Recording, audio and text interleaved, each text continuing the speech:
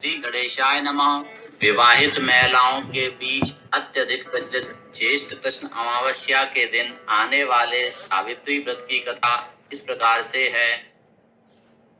भद्र देश के एक राजा थे जिनका नाम अश्वपति था।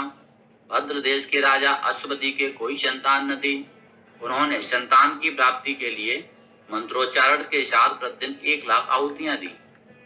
18 वर्षों तक यह क्रम जारी रहा। इसके बाद सावित्री देवी ने प्रकट होकर वर दिया, राजन, तुझे एक तेजस्वी कन्या पैदा होगी। सावित्री देवी की कृपा से जन्म लेने के कारण से कन्या का नाम सावित्री देवी रखा गया। कन्या बड़ी ही रूपवान थी। योग्य वर न मिलने की वजह से सावित्री के पिता दुखी थे। उन्होंने कन्या को स्वयं वर तलाशने को भेजा। सावित्री तपोवन में भटकने लगी। वहां शाल देश के राजा रहते थे, क्योंकि उनका राज किसी ने छीन लिया था। उनके पुत्र सत्यवान को देखकर सावित्री ने पति के रूप में उनका वर्ण किया। ऋषिराज नारद को जब यह बात पता चली तो वह राजा अश्वपति के पास पहुंचे और कहा कि हे राजन, यह क्या कर रहे हो आप? सत्यवान गुणवान हैं, धर्मात्मा हैं और बलवान भी हैं, पर उनकी आयु बहुत छोटी है। वह अल्पायु हैं। 1 वर्ष के बाद ही उनकी मृत्यु हो जाएगी। ऋषिराज नारद की बात सुनकर राजा अश्वपति घोर चिंता में डूब गए। सावित्री ने उनसे कहा, तो राजा ने कहा, पुत्री, तुमने जिस राजकुमार को अपने वर के रूप में चुना है वह अल्पायु है। तुम्हें किसी और को अपना जीवन साथी बनाना चाहिए। इस पर सावित्री ने कहा, पिताजी, आर्य कन्याएं अपने पति का एक बार ही वरण करती हैं। राजा एक बार ही आज्ञा देता है और पंडित एक बार ही प्रतिज्ञा करते हैं और कन्यादान भी एक ही बार किया जाता है। सावित्री हट करने लगी और बोली, मैं सत्यवान से ही विवाह करूंगी। राजा अश्वपति ने सावित्री का विवाह सत्यवान के साथ कर दिया। सावित्री अपने ससुराल पहुंचते ही सास ससुर की सेवा करने लगी। समय बीतता चला गया। नारद मुनि ने सावित्री को पहले ही सत्यवान की मृत्यु के दिन के बारे में बता दिया था। वह दिन जैसे जैसे करीब आने लगा, सावित्री अधीर होने लगी। उन्होंने 3 दिन पहले से ही उपवास शुरू कर दिया।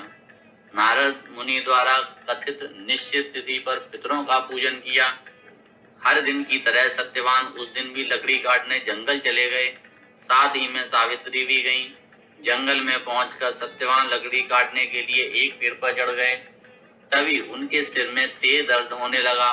दर्द से व्याकुल सत्यवान पेड़ से नीचे उतर गए। सावित्री अपना भविष्य समझ गईं। सत्यवान के सिर को गोद में रखकर सावित्री सत्यवान का सिर सहलाने लगी। तभी वहां यमराज आते दिखे। यमराज अपने साथ सत्यवान को ले जाने लगे। सावित्री भी उनके पीछे पीछे चल पड़ी। यमराज ने सावित्री को समझाने की कोशिश की कि यही विधि का विधान है, लेकिन सावित्री नहीं मानी। सावित्री की निष्ठा और पति परायणता को देखकर यमराज ने सावित्री से कहा कि हे देवी, तुम धन्य हो, तुम मुझसे कोई भी वरदान मांगो। सावित्री ने कहा कि मेरे सास ससुर वनवासी और अंधे हैं, उन्हें आप दिव्य ज्योति प्रदान करें। यमराज ने कहा, ऐसा ही होगा, जाओ, अब लौट जाओ। लेकिन सावित्री अपने पति सत्यवान के पीछे पीछे चलती रहीं। यमराज ने कहा, देवी, तुम वापस जाओ। सावित्री ने कहा, भगवान, मुझे अपने पतिदेव के पीछे चलने में कोई परेशानी नहीं है। पति के पीछे चलना मेरा कर्तव्य है। यह सुनकर उन्होंने फिर से उसे एक और वर मांगने के लिए कहा। सावित्री बोली, हमारे ससुर का राज छिन गया है, उसे पुनः वापस दिला दें। यमराज ने सावित्री को यह वर भी दे दिया और कहा, अब तुम लौट जाओ। लेकिन सावित्री पीछे पीछे चलती रहीं। यमराज ने सावित्री को तीसरा वर मांगने को कहा। इस पर सावित्री ने 100 संतानों और सौभाग्य का वरदान मांगा। यमराज ने इसका वरदान भी सावित्री को दे दिया।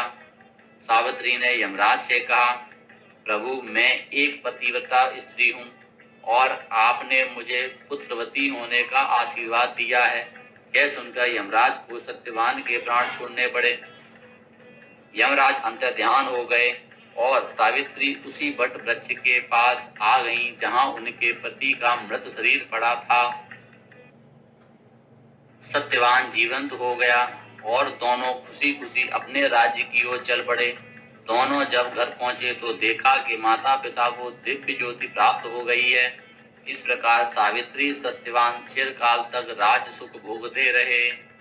अतः पतिव्रता सावित्री के अनुरूप ही प्रथम अपने सास ससुर का उचित पूजन करने के साथ ही अन्य विधियों को प्रारंभ करें।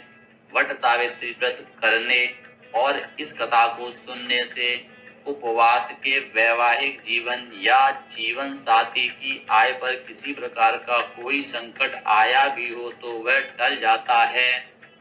इस प्रकार वट सावित्री व्रत कथा समाप्त हुई। वेद माता गायत्री की जय हो।